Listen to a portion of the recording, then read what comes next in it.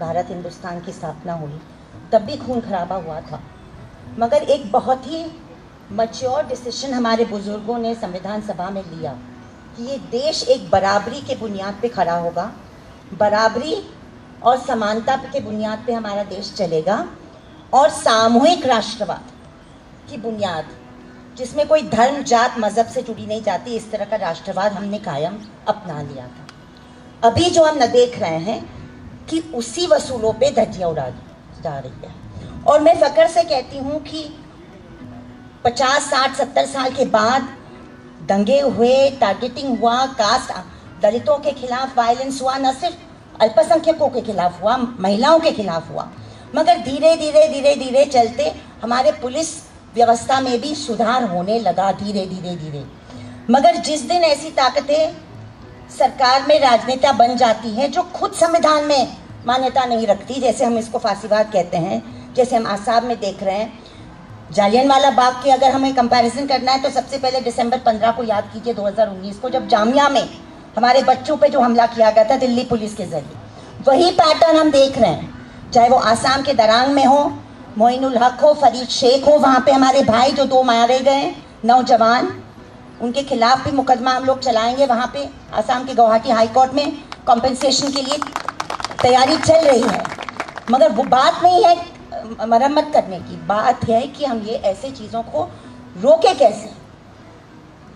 23 सितंबर को वो घटना होती है दरंग जिले में धौलपुर गांव में, और 3 अक्टूबर को गांधी जयंती के ठीक एक दिन बाद शाम में खबर आती है कि लखीमपुर खीरी की जो घटना, जहाँ पे हमारे 4 किसान भाई, 8 जाने गई, हम 8 जाने के लिए हम अफसोस व्यक्त करते हैं, चाहे कोई भी हो, मगर जो 4 किसान भाइयों को जानबूझ के कुचल के मारा गया, और जो घमंडी से एक केंद्रीय मंत्री के बेटे ने अपने गाड़ी का मतलब उसके अंदर उनको कुचला गया।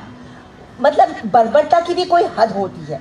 एक तरफ पुलिस की गोली, एक तरह की कूदना मारना आसाम में, दूसरी तरफ से कुचलना।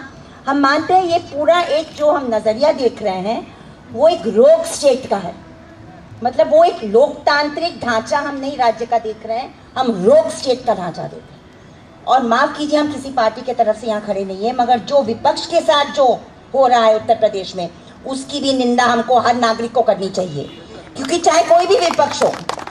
एक ज़माना था 1975 में, हम लोग तब 15, 16, 17 साल के थे जब आपातकाल हुआ, इमरजेंसी हुआ, तब तो जनसंघ आरएसएस के साथ लेफ्ट भी बैठा था जेलों में, तो उस वक्त भी विपक्ष का हमने साथ दिया था। और आज भी मैं कहती हूँ विपक्ष जो भी है उसका साथ हमको देना चाहिए, क्योंकि जो सरकार चाहती है कि विपक्ष मुक्त भारत, वो भारत फिर लोकतांत्रिक नहीं हो सकता।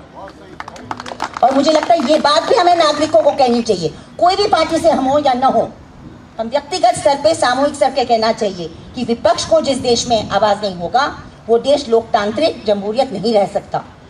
और इसीलिए 45 लाख सरकार को देने पड़े हमारे किसान भाइयों को, जो हमारे सिख किसान भाई, ये भी मैं कहना चाहती हूँ कि जहाँ सांप्रदायिकता की बात है, फिरका परस्ती की बात है, यहाँ पे भी जहर उगालने का काम हुआ है, खालिस्तानी वगैरह कह के हमारे जो आसाम में भाई को इविक्ट करने की कोशिश की गैर कानूनी तरीके से दरंग में, और ये पहली बार नहीं हुआ है।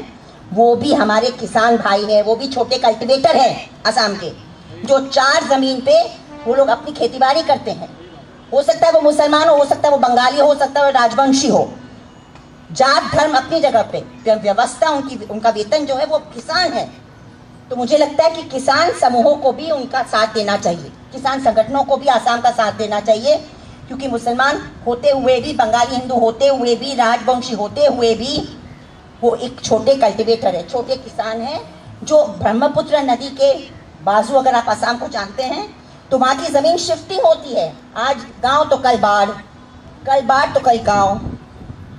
51% इंटरनल माइग्रेशन है आसाम में, और ये सब वहाँ पे 100, 150, 200 साल से वहाँ पे रह रहे हैं, कागजात हैं उनके पास। अगर आपको बस अपनी राजनीति चलाने के लिए और बड़े बड़े कॉर्पोरेट कंपनियों को ज़मीन देने के लिए आप इस तरह का ज़मीन खाली करवा दें, खून खराबा करवा दें। दोस्तों, अल्पसंख्यकों के साथ जब भी कोई नाकाम ही तो है, लंबी है गम की शाम मगर शाम ही तो है।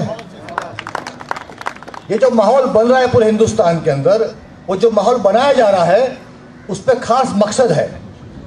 ये बीजेपी की गवर्नमेंट है, एनडीए है, यूपी गवर्नमेंट है, इनका मकसद इलेक्शन जीतना है। देखिए, हमारा मानना है, आप भी जानते हो कि हिंदुस्तान का 98% हिंदू सेक्युलर है, यहाँ का मुसलमान सेक्युलर है, लेकिन जो चाहते हैं कि इन दो कौमों के बीच में नफरत पैदा हो ताकि उनको फायदा पहुंचे, वो आज तक कामयाब होते आ रहे हैं। जितने इलेक्शन हुए उन्हें बड़ा सपोर्ट मिला उनको, लेकिन आज हिंदू समझ चुका है कि सिर्फ हमारे वोट बांटने के लिए, हमारे वोट हासिल करने के लिए ये सब खेल खेला जा रहा है। आज मौलाना कलीम सिद्दीकी जो बहुत ही नेक इंसान है, बहुत ही मशहूर इंसान, बहुत ही पढ़े लिखे, क्वालिफाइड, और जो काफ़ी सालों से काम कर रहे हैं, उनका पूरा रिकॉर्ड उनके पास है, और आज तक एक सिंगल एनसी नहीं उनके खिलाफ। पिछले 30-40 साल में एक सिंगल एनसी ने उनके खिलाफ इतना बड़ा केस दायर कर दिया। मकसद है 2022 का यूपी इलेक्शन। लेकिन अफसोस तो इस बात का है कि इतना जुल्म हो रहा है, इतनी बेरोजगारी बढ़ रही है, इतनी महंगाई बढ़ रही है, लेकिन हमारे लोग खामोश है, चुप है, खास करके हमारी कौम के लोग। जितना बेइज्ज हम हो चुके हैं, आज से पहले ये माहौल कभी नहीं था। हिंदुस्तान का मुसलमान इतना बेइज्ज, इतना बगैर वजूद के कभी था ही नहीं। हमने हर बात पर आगे बढ़ के हिस्सा लिया है। हम चाहते नहीं कि लड़ाई झगड़ा हो, प्रोटेस्ट हो, वायलेंस हो, लेकिन चाहते हैं कि हमारी बात लोगों तक पहुंचनी चाहिए कि पूरी कौम उनके साथ में है और आपसे नाराज है। ये बात पूछी जाइए। मैंने कल ही बात कही थी कि जितनी संस्थाएं यहाँ जिनके नाम लिखे हुए हैं, इन्होंने बड़ी हिम्मत से, बड़ी सोच के, बड़ी मेहनत से काम किया है, लेकिन बाकी कौम सो रही है। उसके कत्ल पे मैं चुप था, मेरा नंबर अब आया है। उसके कत्ल पर मैं चुप था, मेरा नंबर अब आया है। मेरे कत्ल पे उसके बाद आपका कत्ल है, अगला नंबर आपका है। आप खामोश हो, आप समझते नहीं हो कि कितनी बड़ी गलती कर रहे हो आप। हालांकि आज का प्रोटेस्ट सिंबॉलिक प्रोटेस्ट है, बहुत सिंबॉलिक प्रोटेस्ट है। बहुत सोच सोच के, डर डर के लोगों को बुलाया गया ताकि यहाँ का माहौल बिगड़े नहीं, ताकि लोग बढ़े नहीं। जो जिम्मेदार लोग थे, बड़ी मेहनत करके चाहते थे कि 100-150 में हमारा सिंबॉलिक प्रोटेस्ट हो जाए, लेकिन लोगों के दिल में मोहब्बत है, उनको फिक्र है, उनकी सोच ये हो रही है कि क्या होने जा रहा है हिंदुस्तान के अंदर। आज देखिए, कहीं किसी किसान को मार दिया जाता है। हाथरस का केस देखिए, हाथरस के केस में एक छोटी बच्ची से रेप किया गया और 5-5-6 लोग रेप करते हैं, उनको छुड़ाने के लिए बीजेपी के लोग बाहर निकलते हैं। इतना बुरा माहौल हिंदुस्तान में कभी नहीं था, इतना बुरा माहौल कभी नहीं था। लेकिन अभी करना क्या है? करना यह है कि सिर्फ बॉम्बे में एक जगह बैठकर आप प्रोटेस्ट करोगे तो आपका मसला हल नहीं होने वाला। आपकी चेन पूरे हिंदुस्तान में होना चाहिए, सेम डे सेम टाइम पूरे हिंदुस्तान के अंदर प्रोटेस्ट होना चाहिए, तब जाके उसका इम्पैक्ट होगा, तब जाके बात आपकी पहुंचेगी। वरना मामला यूपी का है, बहुत मशहूर आलिम है हमारे मौलाना कलीम, लेकिन यहाँ बॉम्बे में हम 200 लोग बैठ के कुछ नहीं कर पाएंगे। तो हम चाहते हैं कि इसके बाद 15 दिन, 20 दिन, महीने बाद अगर ये मामला हल नहीं होता तो आपको पूरे हिंदुस्तान के उलमाओं को, वहाँ की संस्थाओं को, वहाँ की एनजीओस को जमा करना पड़ेगा और एक साथ एक दिन बैठकर प्रोटेस्ट करना पड़ेगा, तब जाके बात पहुंचेगी वहां तक, तब जाके हमारे मसले हल होंगे, तब जाके आगे का जुल्म रुकेगा। प्यासे न रहो दस्त में, प्यासे न रहो दस्त में, बारिश के मुंतजिर, मारो पाओ जमीन के पानी निकल पड़े। आमतौर पर ये सब चीज़ दिखाई नहीं देती थी, अब दिखाई दे रही है। मीडिया कवर नहीं करती है, but still what ever Facebook, WhatsApp के द्वारा सब आजकल सब जन के पास पहुंच रहा है। Everything is anyways. मेरी थोड़ी तबीयत ख़राब है, मैं इतना ही कहना चाहूँगा। बाकी एनी टाइम कभी भी ज़रूरत होगी तो हिंदुस्तान एक है और एक ही रहेगा।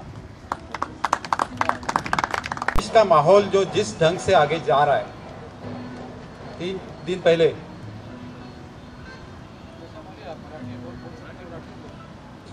उत्तर प्रदेशमध्ये म्हणजे आपण इतिहासाचा अभ्यास करताना जालियनवाला बागेच्या हत्याकांड कसं केलं गेलं होतं ते वाचत आलो होतो। आणि आता त्याला साधारण 100-125 वर्ष होऊन गेली असतील आणि त्यामुळे आता मानवजात अधिक प्रगत, आपण अधिक सुधारलेलो आहोत। आता तर या देशामध्ये आपल्याच देशात आपल्याच जनतेचं राज्य आहे, त्याच्यामुळे असला काही प्रकार होऊ शकत नाही असा एक विचार आपल्या मनात असतो। पण प्रत्यक्षात परवा ज्या पद्धतीने गाड्या तिथं निदर्शनं करण्यासाठी जमलेल्या शेतकऱ्यांच्या अंगावर घालण्यात आल्या आणि त्याला चिरडून पुढे निघून जाण्याचा प्रयत्न झाला, अतिशय अश्लाघ्य हा प्रकार होता। पण ही काही एक घटना नाही, हे त्याचं दृश्यमान स्वरूप आहे। आपण गेले 2, 3, 4, 5 वर्ष आपण बघतो आहोत की साऱ्या देशामध्ये मॉब लिंचिंगच्या घटना आहेत, अन्याय आणि अत्याचाराच्या पद्धतीने विनाकारण कोणाला तरी दोषारोप ठेवायचा, त्याला पकडायचं, तुरुंगात टाकायचं. आणि आता जे काही चालू आहे ते आता उल्लेख झाला त्याप्रमाणे की उत्तर प्रदेशमध्ये निवडणुका येऊ घातल्या आहेत, 22मध्ये निवडणुका आहेत. आणि या निवडणुकांमध्ये कारण चांगल्या कारभाराच्या बळावरती निवडून येण्याची शक्यता अजिबात म्हणजे दिल्लीमधल्या केंद्र सरकारमध्येही नाही आणि UP-मधल्या आदित्यनाथ सरकारचंही नाही. आणि त्याच्यामुळे मग काय करायचं तर लोकांचं ध्रुवीकरण झालं पाहिजे, मतांचं ध्रुवीकरण झालं पाहिजे, मुस्लिम विरुद्ध हिंदू असं वातावरण तयार केलं पाहिजे. हे भावनेतून हे सगळं खेळ चाललेला आहे. या खेळाला आपण बळी पडता नये. आणि त्याचबरोबर या जिथं जिथं या घटना, कारण हा केवळ मुस्लिमांवरती राग ठेवण्याचा प्रयत्न नाही. लखीमपूरमध्ये जे शेतकरी होते ते काही शेतकरी मुस्लिम म्हणून नव्हते, पण यांना कारण त्यांच्या मनामध्ये राग आहे की दिल्लीमध्ये जे शेतकरी तिथं धरणं धरून बसले ते आम्हाला जुमानत नाहीत, आमच्या ताकदीला, आमच्या दहशतीला ते त्याची पर्वा करत नाहीत. आणि 700हून अधिक लोकांचा मृत्यू झाला तरी ते तिथून मागे हटायला तयार नाहीत. त्यामुळे ही जर भावना बळावली तर आमचा धाक राहणार नाही. या भावनेतून, रागातून केलेला प्रकार होता तो पर्वाचा, ज्याचा मी धिक्कार करतो, निषेध करतो. आणि आपण सगळ्यांनीच याचा हे केलं पाहिजे. आणि हे सगळं करत असताना आपण प्रतिकार करत राहिला पाहिजे, पण प्रतिकार हा आपला शांततेच्या मार्गाने, महात्मा गांधींच्याच मार्गाने होत राहिला पाहिजे. की इलेक्शन कैंपेन भी मोदी ही चला रहे थे एक बार फिर ट्रंप के नाम पर, लेकिन अब की बार जब वो वहाँ गए हैं तो मंजर बिल्कुल बदला हुआ था. कमला हैरिस जो कि हिंदुस्तानी नजात अमेरिकन हैं, वाइस प्रेसिडेंट हैं, उन्होंने नरेंद्र मोदी से जो बातें की, ख़ुद जो बिडेन वहाँ के सदर ने जिस किस्म की उनके साथ बातें की, उनका थोड़ा बहुत तो खुलासा अखबारात में और मीडिया में आ गया था. लेकिन बहुत कम लोग ये जानते हैं कि अपने आप को विश्व गुरु कहने वाले नरेंद्र मोदी जब अक़वाम मुत्तहिदा की जनरल कौंसिल से खिताब कर रहे थे तो 200 ममालिक की इस जनरल असम्बली में मुश्किल से 2 दर्जन जो है सामीन वहाँ पर मौजूद थे. बाकी सब विश्व गुरु को क्या समझते हैं वो आपको उनके इस तर्ज अमल से अंदाज़ा हो गया होगा. मैं सारी दुनिया में तशद्दुद के वाक़यात होते हैं, अफ्रीका में होते हैं, अमेरिका में होते हैं. अमेरिका में भी पुलिस वालों के हाथों जो है सियाह फाम लोग जो हैं मारे जाते हैं. लेकिन हिंदुस्तान में जिस लगातार और जिस तवातुर के साथ ये काम हो रहा है तो उसका नतीजा ये हुआ है कि ये तशद्दुद और एंटी माइनॉरिटीज़ और एंटी दलित और एंटी विमेन जो हमारा जो इमेज बन रहा है सारी दुनिया में, वो इमेज जो है वो हमारे लिए कितना मुहलिक साबित हो रहा है इसका अंदाज़ा आपको शायद नहीं है. मैं जानता हूँ कि आज की तारीख़ में दुबई, UAE, कतार, इन ममालिक में बाइकॉट इंडिया का जो है कि एक मुहिम चल रही है. हैशटैग चल रहे हैं वहाँ पर कि हिंदुस्तान के माल का बाइकॉट करें, हिंदुस्तान का जो है माशी मुकातिया करें. ये जो चीज़ है ये हम लोगों के लिए बहुत ही फ़िक्र की बात है कि हम जो चाहते हैं कि हिंदुस्तान तरक्की करे और हिंदुस्तान के एक्सपोर्ट्स बढ़ें और हिंदुस्तान की मार्केटें वसी हों ताकि यहाँ पर खुशहाली आए. वहाँ पर इसके बरक्स अगर हम ये देखें कि हिंदुस्तान को बाइकॉट करने की बातें हो रही हैं तो ये पूरे मुल्क की मईशत के लिए एक बहुत बड़ा ख़तरा है. और इस ख़तरे को महसूस करते हुए हमारी सरकार ने वहाँ पर हमारे जो सफ़ीर हैं, हमारे जो डिप्लोमेट्स हैं, उनको ये अहकामात जारी किए हैं कि वो इस बाइकॉट की तहरीक का जो है जवाब दें और हिंदुस्तान के बारे में जो बातें कही जा रही हैं उसके बरखिलाफ़ कोई दूसरी चीज़ जो है वहाँ पर प्रोपेगेंडे के तौर पर आगे बढ़ाएं हैं और गफलत में रहेंगे.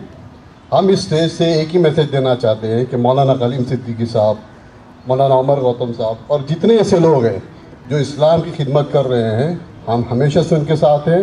नाम मेरा सलीम मोटरवाला है लेकिन इनके लिए मैं कलीम सिद्दीकी हूँ. और यहाँ बैठा हर आदमी कलीम सिद्दीकी है, हिंदुस्तान का हर मुसलमान कलीम सिद्दीकी है. जिसको पकड़ के अंदर डाल सकते हो डालो. इंशाअल्लाह आज से लेकर हमेशा तक जो काम उन्होंने किया हम उसकी तारीफ भी करेंगे और हमेशा उनके लिए हम खड़े रहेंगे. मौलाना को और उनसे जितने लोगों को जो इस खिदमत में लगे हैं, हम यहाँ से ये एश्योरेंस देना चाहते हैं, तसल्ली देना चाहते हैं कि आप अकेले नहीं हैं. पूरी कौम, पूरा माशरा आपके साथ है. आप अपने काम से लगे रहिए. इंशाअल्लाह ये जुल्म और ये सितम एक दिन ख़त्म होगा. और अभी ये जो इन लोगों ने हिकमाकत की, एक ऐसे काम को इन लोगों ने सामने लाया. मौलाना कलीम सिद्दीकी साहब तो बरसों से काम कर रहे हैं, कई हज़ार बार उन्होंने ये सब काम किया, बरसों से इसमें लगे हुए हैं.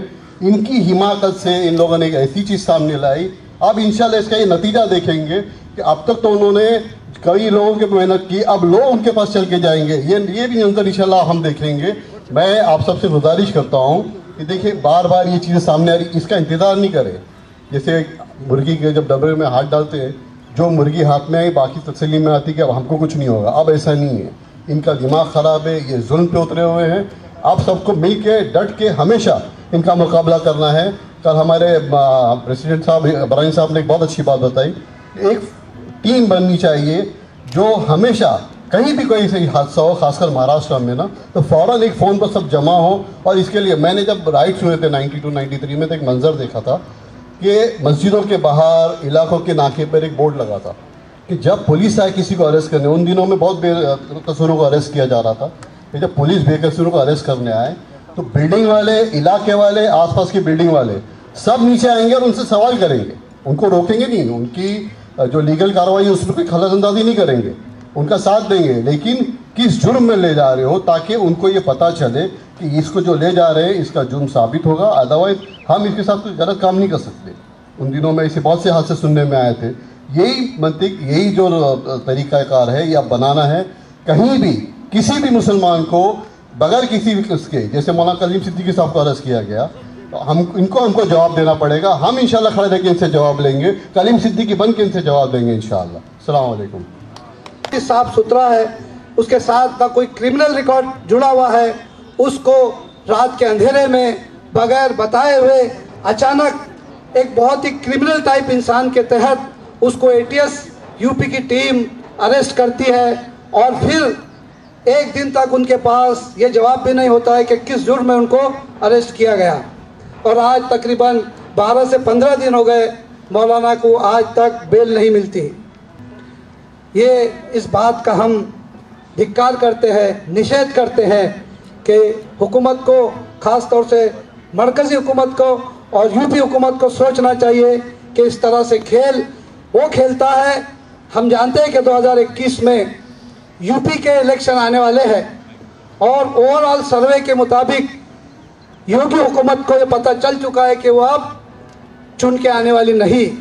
तो ये इलेक्शन के पहले का जो षड्यंत्र होता है, ये वो खेल खेला जा रहा है। लेकिन इस तरह का खेल खेल के वो लोगों की आंखों में धूल नहीं झोंक सकते। दूसरी चीज़ जो हमने देखा कि आसाम में जो 100-150 जो मुस्लिम लोग एक जगह रह रहे थे, उनको गवर्नमेंट की तरफ से वो ऑथराइज थे, उनको वाटर सप्लाई, इलेक्ट्रिसिटी, सारी फैसिलिटी दी गई थी। लेकिन अचानक बुलडोज़र और पोकलेन आता है और पल भर में, घंटों में उनको बेघर कर देता है। और उन बेघर किए हुए एक इंसान जिसका नाम मोइनुल हक है, उसको मार मार के ये हमारी पुलिस, जिसके पावर्स का कुछ, गवर्नमेंट के जो रूल्स है उसके कुछ लिमिटेशन है, लेकिन वो पुलिस खुलेआम उसको एक गुंडे की तरह पीटती है और अधमरा कर देती है। में RSS चीफ जनाब भागवत जी का एक प्रोग्राम हुआ, उसमें ख़ास तौर पर हज़रत मौलाना कलीम सिद्दीकी को दावत दी गई, वो वहाँ तशरीफ़ ले गए, उन्होंने अपनी बात रखी। उससे पहले भागवत जी के भाई खुद मौलाना कलीम साहब के घर तशरीफ़ ले गए थे, उनके मेहमान रहे थे। RSS चीफ एक बहुत बड़ी शख्सियत है हमारे मुल्क में, VIP VVIP से भी ज़्यादा बड़ी शख्सियत अगर कोई आज हो सकती है तो RSS चीफ की शख्सियत है। वो जिससे मिलते हैं, जो उनके यहाँ जाता है मिलने, वो जिनके यहाँ जाता है उनकी पूरी तारीख खंगाल दी जाती है, पूरा माजी खंगाल दिया जाता है, उनसे मिलना आसान नहीं है। तो कैसे मुमकिन होगा कि गलत काम करने वाला भागवत जी से मिल सके? उस वक्त हमारी हुकूमत क्या कर रही थी? सो रही थी। हमारी हुकूमत की सिक्योरिटी एजेंसियाँ ने क्यों नहीं बताया भागवत जी को? इसका मतलब यह है कि खास तौर पर परेशान करने के लिए, महज अपने मफाद के लिए इस तरह की हरकतें की जा रही हैं। उससे पहले उमर गौतम साहब के साथ ये हुआ, उससे पहले और दीगर लोगों के साथ यही हुआ। ये जुल्म सितम की चक्की बरसों से चल रही है। पहले लोगों को फंसाया जाता था आतंकवाद के अंदर, हरकतुल मुजाहिदीन के नाम पर, इंडियन मुजाहिदीन के नाम पर, फलां नाम पर, धमाकों के नाम पर। अब ये नया ट्रेंड चल गया है, ज़बरदस्ती मज़हब तब्दील कराने का। इन अकल के अंधों को पता नहीं कि मज़हब का ताल्लुक़ दिल से है। ज़ोर ज़बरदस्ती के साथ किसी का मज़हब कैसे तब्दील कराया जा सकता है? लालच दे करके किसी का मज़हब कैसे तब्दील कराया जा सकता है? और मुसलमान इस मुल्क में जिस हालत में है वो तो सब जानते हैं कि तो लालच देने की पोजीशन में है ही नहीं। उनकी इक़्तिसादी कैफियत खुद इतनी ख़राब है सलीम भाई, शाहिद भाई, हमारी हिना जी, हमारे मोहिद्दीन भाई और हमारे दूसरे वाहिद भाई साहब, जितने अलग सोशल मीडिया के हमारे जो हम सबका आप सबका भी शुक्रिया अदा करता कि आप लोगों ने 10-12 दिन से इस हमारे इशू को अच्छा कवरेज किया। हम चाहेंगे आगे भी इस तरह के इस मूवमेंट को आप कवर करें।